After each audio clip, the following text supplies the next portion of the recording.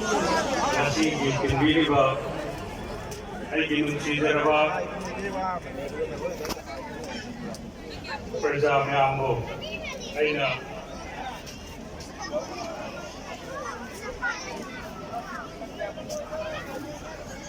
ꯇꯔꯥꯝꯅ ꯑꯣꯛꯁꯤꯟꯕꯒ ꯂꯣꯏꯅꯅ ꯃꯔꯨꯞꯅ ꯏꯀꯥꯏꯈꯨꯝꯖꯔꯤ ꯃꯌꯥꯝꯁꯤ ꯀꯨꯏꯅ ꯁꯥꯈ꯭ꯔꯕ ꯅꯨꯡꯁꯥ ꯑꯁꯤꯒꯤ ꯃꯔꯛꯇ ꯈꯥꯡꯕꯁꯤ ꯋꯥꯔꯝꯃꯅꯤ ꯑꯗꯨꯕꯨ ꯑꯩ ꯁꯥꯡꯅꯁꯨ ꯃꯇꯝ ꯂꯧꯖꯔꯣꯏ ꯋꯥꯐꯝ ꯈꯔ ꯈꯛꯇꯪ ꯊꯝꯃꯒ ꯑꯩ ꯇꯦꯟꯁꯤꯟꯅꯉꯥꯏ ꯍꯣꯠꯅꯖꯒꯦ ꯃꯌꯥꯝꯁꯤꯅ ꯌꯥꯝ ꯉꯥꯡꯍꯟꯅꯤꯡꯉꯝꯒꯗꯕꯁꯦ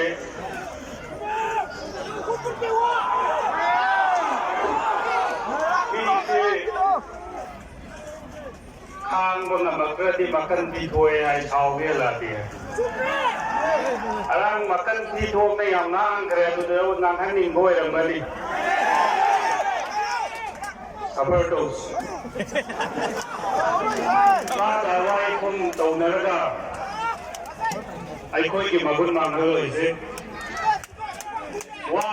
ꯉꯥꯡꯕꯗ ꯑꯗꯨꯛꯀꯤ ꯃꯇꯤꯛ ꯍꯧꯕ ꯌꯥꯝ ꯍꯩꯕ ꯃꯤꯅꯤ ꯃꯥꯅ ꯍꯦꯛ ꯉꯥꯡꯉꯨꯔꯕ ꯑꯩꯈꯣই ꯂꯤꯂꯣꯡ ꯄ꯭ꯔꯖꯥ ꯄꯨꯝꯅꯃꯛ ꯐꯤꯔꯜ ꯍꯦꯛꯇ ꯈꯨꯝꯃꯒ ꯆꯦꯟꯕ ꯃꯥꯅ ꯍꯦꯛ ꯉꯥꯡꯉꯨꯔꯕ ꯈꯨꯜꯗꯨꯗ ꯆꯠꯂꯒ ꯑꯩꯈꯣꯏꯅ ꯍꯦꯛꯇ ꯁꯦꯡꯗꯣꯛꯄꯒꯤ ꯗꯔꯀꯥꯔ ꯂꯩꯕ ꯃꯤꯑꯣꯏ ꯑꯃꯅꯤ ꯃꯥꯒꯤꯗꯃꯛ ꯌꯥꯝꯅ ꯑꯩꯈꯣꯏ ꯀꯟꯅ ꯉꯥꯡꯗꯕꯅ ꯐꯩ ꯉꯁꯤ ꯅꯨꯃꯤꯠ ꯅꯤꯅꯤ ꯍꯨꯝꯅꯤꯗ ꯉꯥꯏꯔꯦ ꯇꯥꯡ 5ꯗ ꯃꯌꯥꯝꯒꯤ ꯃꯃꯜ ꯌꯥꯝꯂꯕ ꯚꯣꯠꯇꯨ ꯊꯥꯊꯔꯒ ꯇꯥꯡ 10ꯗꯗꯤ ꯁꯨꯡꯁꯣꯏ ꯁꯣꯏꯗꯅ ꯈꯪꯒꯅꯤ ꯑꯗꯨꯕꯨ ꯃꯔꯛꯁꯤꯗ ꯉꯥꯡꯗꯕ ꯌꯥꯗꯦꯅ ꯉꯥꯡꯈꯤꯕ ꯄꯕ꯭ꯂꯤꯛ ꯃꯤꯇꯤꯡꯁꯤꯡꯗ ꯑꯩꯒꯤ ꯑꯣꯏꯅ ꯅꯩꯅꯕꯅ ꯗꯤꯕꯦꯂꯞꯃꯦꯟꯒꯤ ꯃꯇꯥꯡꯗ ꯅꯩꯅꯩ ꯑꯗꯨꯒ ꯑꯩꯒꯤ ꯔꯥꯏꯕꯦꯜ ꯀꯦꯟꯗꯤꯗꯦꯠ ꯑꯦꯛꯁ MLAꯁꯦ ꯃꯥꯁꯤ ꯍꯟꯗꯛꯁꯤ ꯀꯔꯤ ꯇꯧꯕꯅꯣ ꯈꯪꯗꯦ ꯗꯤꯕꯦꯂꯞꯃꯦꯟꯒꯤ ꯋꯥꯍꯩꯁꯦ ꯑꯃꯐꯥꯎ ꯍꯦꯛ ꯇꯥꯗꯕ ꯃꯥꯒꯤ ꯄ꯭ꯂꯦꯠꯐꯣꯝꯁꯤꯗ ꯍꯥꯟꯅꯁꯨ ꯗꯤꯕꯦꯂꯞꯃꯦꯟ ꯈꯪꯉꯛꯇꯕꯅꯤꯅ ꯑꯗꯨꯝ ꯗꯤꯕꯦꯂꯞꯃꯦꯟ ꯀꯥꯎꯈ꯭ꯔ ꯃꯥꯜꯂꯦ ꯂꯤꯂꯣꯡꯗ ꯗꯔꯀꯥꯔ ꯂꯩꯔꯤꯁꯦ ꯂꯤꯂꯣꯡꯒꯤ ꯏꯁꯨ ꯃꯌꯥꯝ ꯁꯣꯜቭ ꯇꯧꯍꯧꯗꯣꯏꯅꯤ ꯂꯤꯂꯣꯡꯒꯤ ꯗꯤꯕꯦꯂꯞꯃꯦꯟꯒꯤ ꯅꯩꯅꯕꯗꯨꯅꯦꯕ ꯑꯗꯨꯕꯨ ꯃꯥꯒꯤ ꯄ꯭ꯂꯦꯠꯐꯣꯝꯗ ꯑꯣꯏꯗ ꯄꯥꯗꯕ ꯑꯦꯂꯤꯒꯦꯁꯟ ꯃꯌꯥꯝ ꯑꯃ ꯇꯧꯏ ꯑꯩ ꯃꯥꯒ ꯋꯥꯏꯈꯨꯝ ꯇꯧꯅꯤꯡꯗꯦ ꯑꯗꯨꯕꯨ ꯑꯩꯒꯤ ꯑꯣꯏꯅꯗꯤ ꯆꯍꯤ ꯑꯃꯒ ꯊꯥ ꯑꯃꯒꯤ ꯑꯦꯅꯤ ꯑꯦꯀꯥꯎꯟꯇꯦꯕꯤलिꯇꯤ ꯂꯩꯅ ꯇ꯭ꯔꯥꯟꯁꯄꯦꯔꯦꯟꯁꯤ ꯂꯩꯅ ꯑꯩ ꯄꯨꯊꯣꯛꯆꯒꯦ ꯃꯥꯒꯤ ꯆꯍꯤ 9 ꯍꯥꯏꯒꯤꯗꯣ ꯑꯝꯇ ꯄꯨꯊꯣꯛꯄꯤꯌꯣꯅ ꯍꯥꯏꯕꯤꯌꯣꯕ ꯃꯥꯒꯤ ꯆꯍꯤ 9 ꯍꯥꯏꯒꯤꯗꯣ ꯃꯥ ꯄꯨꯊꯣꯛꯄ ꯉꯝꯒꯗ꯭ꯔꯣꯕ ꯑꯩꯅ ꯇꯧꯈꯤꯕ ꯊꯕꯛ ꯊꯧꯔꯝ ꯈꯨꯗꯤꯡꯃꯛꯀꯤꯗꯤ ꯄꯣꯂꯤꯡꯒꯤ ꯗꯤꯕꯦꯂꯞꯃꯦꯟ ꯀꯃꯤꯇꯤꯁꯤꯡ ꯄꯣꯂꯤꯡ ꯀꯃꯤꯇꯤꯒꯤ ꯃꯦꯝꯕꯔꯁꯤꯡꯗꯨꯗ ꯑꯗꯨꯝ ꯍꯪꯂꯨꯕ ꯀꯥꯟꯗ ꯍꯥꯏꯔꯛꯀꯗꯕ ꯁꯨꯡꯁꯣꯏ ꯁꯣꯏꯗꯅ ꯂꯩꯔꯦ ꯂꯥꯛ 10 ꯂꯧꯊꯣꯛꯈ꯭ꯔꯦꯅ ꯍꯥꯏꯔꯤꯕꯗꯣ ꯂꯝꯕꯤꯗꯣ ꯃꯆꯦꯠ ꯑꯃ ꯊꯣꯜꯂꯝꯃꯒ ꯃꯄꯨꯡ ꯐꯥꯔꯝꯗꯕꯗꯒꯤ ꯄꯣꯂꯤꯡ ꯀꯃꯤꯇꯤꯅ ꯁꯦꯝꯈꯤꯕꯅꯦ ꯑꯗꯨꯗ ꯂꯧꯈꯤꯕ ꯄꯩꯁꯥꯅꯦ ꯑꯩꯅ ꯆꯥꯈꯤꯕ ꯅꯠꯇꯦ ꯍꯥꯏꯕꯁꯤꯃ ꯑꯩ ꯍꯥꯏꯖꯒꯦ ꯉꯥꯡꯂꯨ ꯃꯅꯨꯡꯗ ꯈꯨꯅꯤꯡ ꯑꯃ ꯀꯣꯏꯂꯥꯁ ꯊꯥꯔꯝꯃ ꯑꯩꯈꯣꯏꯅ ꯍꯪꯉꯤ ꯃꯥꯒꯤ ꯃꯇꯝꯗ ꯊꯥꯏ ꯊꯥꯗꯦ ꯍꯥꯏꯕꯗꯨꯗꯤ ꯑꯗꯨꯝ ꯈꯪꯕꯤꯔꯣ ꯃꯥꯒꯤ ꯃꯇꯝꯗ ꯚꯣꯠ ꯄꯤꯔꯛꯇꯦꯅ ꯀꯥꯜꯂ ꯆꯠꯈꯤꯕ ꯂꯝꯕꯤꯁꯤꯡꯗꯣ ꯃꯇꯥꯡꯗ ꯊꯥꯈꯤꯕ ꯑꯣꯏꯔꯝꯃꯤꯅꯦ ꯑꯗꯨꯛꯀꯤ ꯃꯇꯤꯛ ꯊꯤꯕ ꯃꯥꯅ ꯊꯤꯔꯤꯕ ꯈꯨꯗꯤꯡꯃꯛꯁꯦ ꯑꯃꯃꯝꯇꯩ ꯑꯟꯁꯔ ꯈꯨꯝꯒꯦ ꯍꯥꯏꯕ ꯇꯥꯔꯒꯗꯤ ꯑꯩꯈꯣꯏ ꯀꯝꯃꯨꯅꯤꯇꯤꯁꯦ ꯃꯥꯏꯅꯣꯔꯤꯇꯤ ꯑꯣꯏꯅ ꯂꯩꯕꯅꯤ ꯑꯩꯈꯣꯏ ꯂꯤꯗꯔ ꯑꯣꯏꯅ ꯂꯩꯔꯤꯕ ꯑꯩꯈꯣꯏ ꯈꯔꯁꯦ ꯁꯤꯒꯤ ꯃꯥꯏ ꯌꯦꯡꯉꯒ ꯆꯠꯂꯤꯕꯅꯤ ꯑꯩꯈꯣꯏ ꯀꯝꯃꯨꯅꯤꯇꯤꯁꯦ ꯆꯥꯎꯈꯠꯍꯟꯕ ꯄꯨꯈꯠꯄ ꯑꯐꯕ ꯂꯝꯕꯤ ꯇꯥꯛꯄ ꯍꯥꯏꯕꯁꯦ ꯑꯩꯈꯣꯏꯒꯤ ꯗꯥꯏꯇꯅꯤ ꯂꯤꯗꯔ ꯑꯃ ꯑꯣꯏꯅ ꯊꯣꯛꯂꯛꯑꯒꯗꯤ ꯀꯃꯥꯏꯅ ꯇꯧꯔꯒ ꯑꯩꯈꯣꯏ ꯀꯝꯃꯨꯅꯤꯇꯤꯁꯦ ꯑꯩꯒꯤ ꯂꯤꯂꯣꯡ ꯄ꯭ꯔꯖꯥꯁꯦ ꯀꯃꯥꯏꯅ ꯄꯨꯒꯗꯒꯦ ꯑꯐꯕ ꯂꯝꯕꯤꯗ ꯍꯥꯏꯗꯣ ꯈꯟꯕꯒꯤ ꯃꯍꯨꯠꯇ ꯑꯣꯏꯗ ꯄꯥꯗꯕꯔꯣꯝꯗ ꯑꯣꯏꯅ ꯆꯠꯊꯕꯁꯦ ꯌꯥꯝꯅ ꯂꯥꯏꯕꯛ ꯊꯤꯕ ꯊꯧꯗꯣꯛ ꯑꯃꯅꯤ ꯃꯥꯅ ꯉꯥꯡꯈꯤꯕ ꯑꯗꯨꯒꯤ ꯄꯣꯏꯟ ꯅꯣꯠ ꯇꯧꯔꯒ ꯄꯤꯔꯛꯏ ꯃꯌꯥꯝꯁꯤꯡꯁꯦ ꯃꯁꯤꯗ ꯅꯤꯌꯣꯝ ꯆꯨꯝꯕ ꯑꯃꯐꯥꯎ ꯌꯥꯎꯗꯦ ꯂꯩꯉꯣꯏꯈ꯭ꯔꯕ ꯑꯍꯜ ꯂꯃꯟꯁꯤꯡꯗꯨ ꯄꯨꯔꯈꯠꯂꯒ ꯉꯥꯡꯗꯣꯔꯤꯕꯁꯤ ꯀꯔꯤ ꯃꯇꯥꯡꯅꯣ ꯂꯩꯉꯣꯏꯈ꯭ꯔꯕ ꯑꯍꯜꯁꯤꯡꯗꯨꯅ ꯊꯔꯝꯃꯤꯕ ꯀꯟꯇ꯭ꯔꯤꯕ꯭ꯌꯨꯁꯟꯗꯣ ꯃꯥꯅꯁꯨ ꯑꯣꯏꯅꯃꯛ ꯍꯥꯟꯅ ꯇꯧꯕ ꯉꯝꯗ꯭ꯔꯤ ꯑꯩ ꯏꯁꯥꯁꯨ ꯉꯝꯅꯉꯥꯏ ꯍꯣꯠꯅꯔꯛꯄꯗ ꯉꯥꯏꯔꯤ ꯑꯗꯨꯗ ꯂꯩꯉꯣꯏꯈ꯭ꯔꯕꯁꯤꯡꯗꯨ ꯄꯨꯈꯠꯇꯣꯔꯤꯁꯤ ꯀꯔꯤꯒꯤꯅꯣ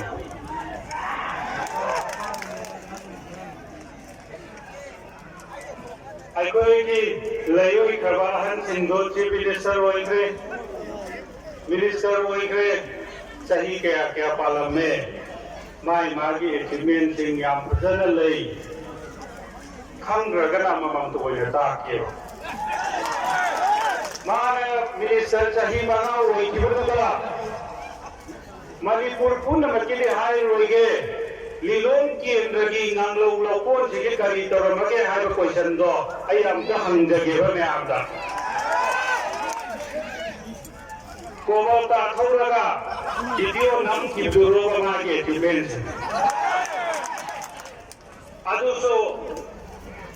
कई लौथोकदे तौबो वीडियो रमनिदा अखोई की मये लेकाई सिदबो पब्लिक की ओइबा पुखरी का लेब्रोबा लाख तरा खतरी आम नते लौथोकरिस कम्युनिटी सेंटर लेब्रोबा आई की लेकाई सिकती हाई जगे तो लेकाई की पल्लरोगे ग्राउंड लेब्रोबा लाइटों में हमसे सिलोक हुए अदु की वाइट पेपर को थो गई में हम दखंगल हो जो संगन जगह बा ऐसे ना ना की में हम सिंचे नाम ने रोगती ऐसी कोल ले कोल तजुम ले हो गई माँ की अमोट तो में हम सिंचो दो लोग पंगोर पर दानी तना कुंभंगी उन्हें कोई ने लोल लगती कोई के सोए नाम तो अल्लाह ने लोटी नहीं लगता है मैं हमने हाई ले हल्लमन सिंगा अदो मैंने लोटी बने अदो वो माँ की सिलमाई कुरान कंपोज़ी सुन पंग दो हाई में महोंगे लई है क्या फजना अहल्लमन सिंग अमसुमा की हौरे बिमुंग मनुंग सिंगदो अदो भाव खंग्री बमाने लिलों प्रजा से सेवा तौने ले थोगो उदेगी लेवल लिलों प्रजा से तारी बतु असामे आम माता बाबू कराई दा हुरखी को खंग्री बमाना क्या आवे चाहिए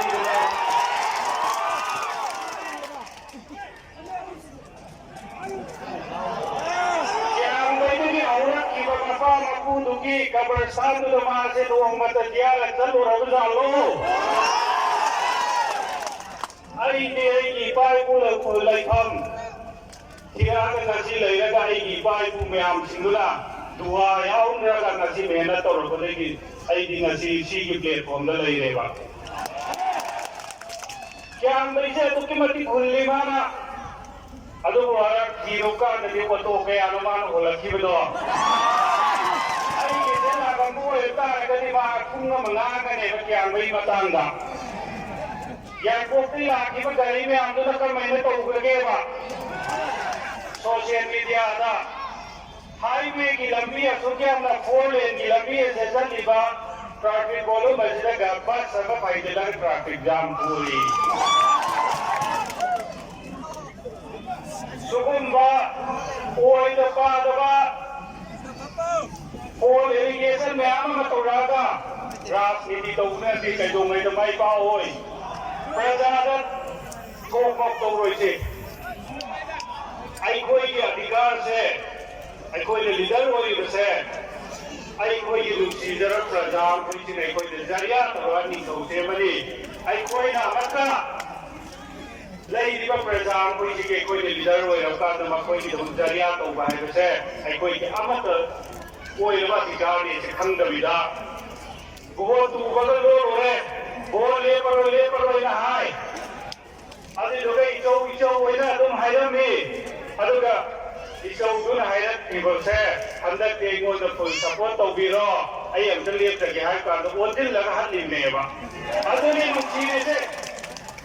아들네 이쪽 뭉치그래세. 만 하이브도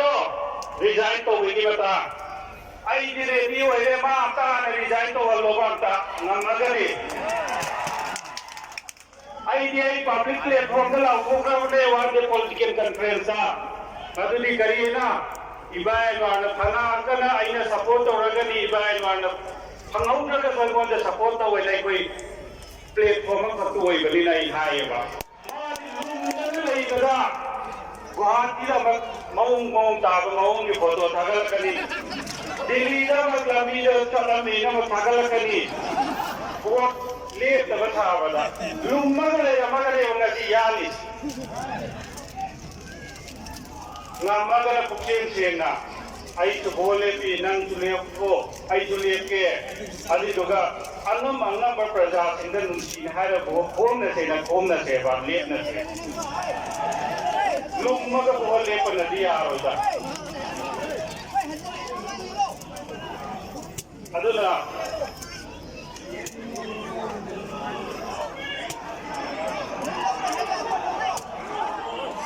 Atau pemana BJP haram ini hai mama dengan grup yang mengeju kajet pandra bagi tiada itu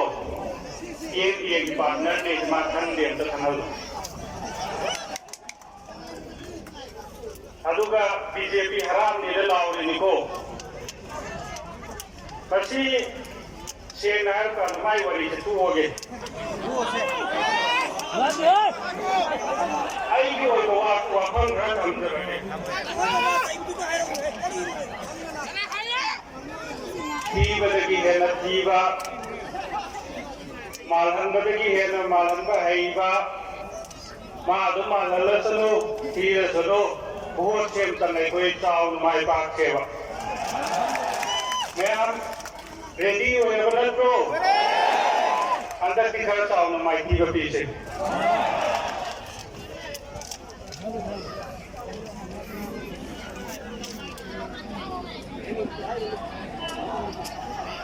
वाको तो की मतंग से ऑनरेबल चीफ मिनिस्टर ने हाई रविने आई सर रोइए वाको तो की मतंग से वाको मंगते हाई जगह मधुरी लेकाई के याम न को में आई बने Laikai apa tadi kompor laga, kom riba mayam tu kunjil laga, mapai tara rakul kom itu tu kunjil laga kam nami dana pi durba puasena ama kata pin poin tahu yo kundu dah thiri do ama kata jadi cum nangang hal lo tu neloi mai mari. Mi kunda lewa mana thiri sekun kunrada, ama kata jadi cum nangang hal lo ba, adu ngang namagadi aywa bungang aroi. Namun, toki toka tahu ni arot. Nium tum na tahu se, krora hungi allegation piri ba dugo local area development fund dugo ke aina kara matun da kror kya tha do rage dugo ma par dal khandre krora hungi ni daira kre. Mai sahi ni pan dikai kalau mau. Ini siapa kunci tadi. Asal menpala kenang judo mengaite dibanding level itu dengan nasi kita berantar sunate. Kalau baca tu, MLA yang yumda, hybrid, aiki yumda, hybrid, mai yumda, hybrid, kau nama hybrid debate tahu nasi na. Election kita cile, ya orang orang nongdang debate tahu nasi jo aiki ready hoere, cie canggal luar na lagi macam mana. Amat change gitu macam dum dah hari roti betau na sewa. Aduga cilla mapale na pangangang dan dia roy. Mana nang resoi development ki matan do apang ras ham jage. Lilong ke dari wala development ke apa ina hai jage bagi matungina hai zaruraga. National leaders and state leaders in the high raga indi nan thoki bawa na ko ina ꯃꯌꯥꯝꯗ ꯈꯨꯠꯁꯤꯟꯅꯈ꯭ꯔꯦꯒꯦ ꯃꯥꯅ ꯍꯥꯏꯔꯝꯈꯤꯕꯁꯤꯡꯗꯨꯗ ꯑꯃꯐꯥꯎꯇ ꯉꯁꯤꯗꯤ ꯈꯨꯠꯁꯤꯟꯅꯔꯕ꯭ꯔꯣ ꯄ꯭ꯔꯖꯥꯗ ngasi waliba lambi gi awat myam connectivity gi ati mati phat kidraba lambi phat tadan leiriba myam se si phanna ngai hona seba adu ki matak ne koi nahi ne seba ngasi di honorable chief minister na lagaba matung da bai ro te sapina ro matung da ngasi di program akre adu bumana ran di hai mane he result of the program half in the program na hande half of the kari samsud li muhaitun jai hui ne project election matung da sujoi dana kilometer train thoima 12.7 se sura ni adu sumana habam bane na maka hai kini ai koi ki layu ki aba ai ko popiram baipa amasung uncle helana matamduda habam thong naktani asi uribese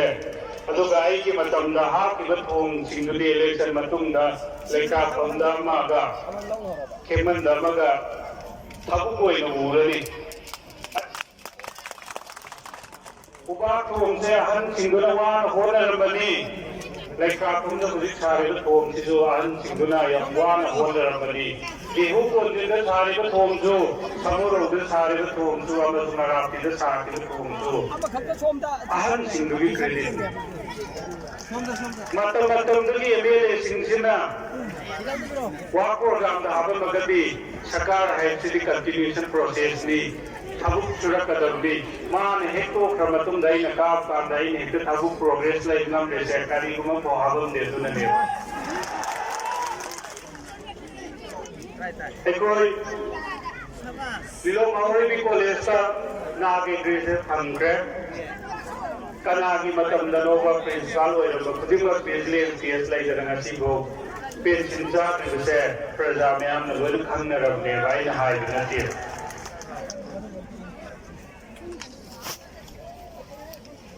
Nasi Korean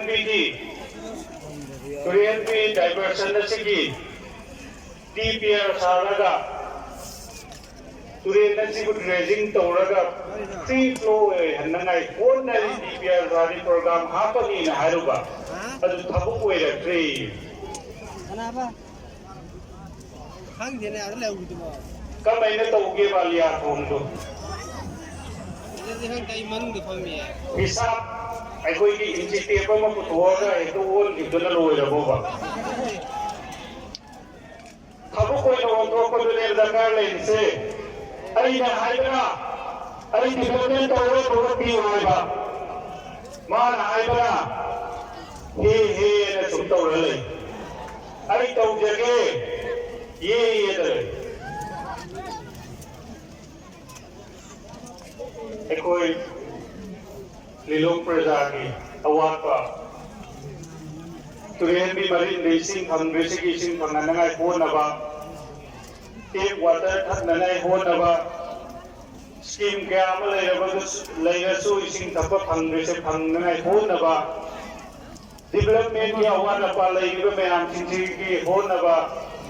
aikoi thabuk thara tawbe mung khara ki safare adubu thabuk ti tawdaba nomagi su nomaga chajaribam koina macha sing sena ngai honaba kanda awaga leiba mayam singsi ki pok nangai ki dama government school se government ki oiba matik chaba sarkar ki school ma thamnangai honaba policy puthokpa dunia am dakale amasung aikoi ki leiba health care facilities sing se pagatangai honaba dunia dakale adugi mahuta development ki poina program da bida personal oiba etik takta toraga atu swachung bro iram targa de kai jage o nata bida personal etik takta toraga nanga kanana bata duna मैं आऊंगी कि आप लोगों को बहुत की पिछा ने ये जरूर से मैं आऊंगी ममन याम लोगों को बहुत दो आएगी क्वांटा सन आएगी ꯊꯝꯕꯥꯜ ꯂꯦꯛꯄ ꯃꯔꯛꯇ ꯁꯦꯔꯦꯟ ꯅꯝꯕꯔ 1ꯗ ꯃꯌꯥꯝꯒꯤ ꯌꯥꯝꯂꯕ ꯃꯍꯣꯠ ꯑꯗꯨ ꯄꯤꯕꯤꯔꯦ ꯍꯥꯏꯔꯒ ꯑꯋꯥꯠꯄ ꯂꯤꯂꯣꯡ ꯑꯁꯤꯕꯨ ꯑꯍꯣꯡꯕ ꯑꯅꯧꯕ ꯂꯤꯂꯣꯡ ꯑꯃ ꯑꯣꯏꯅꯉꯥꯏꯒꯤꯗꯃꯛ ꯃꯌꯥꯝꯒꯤ ꯁꯦꯕꯥꯔꯣꯏ ꯑꯃꯈꯛ ꯑꯣꯏꯅ ꯑꯩꯕꯨ ꯑꯣꯏꯍꯟꯕꯤꯌꯨ ꯇꯦꯟꯈ꯭ꯔꯕ ꯃꯇꯝꯅ ꯑꯣꯏꯕꯅ ꯃꯔꯝ ꯑꯣꯏꯔꯒ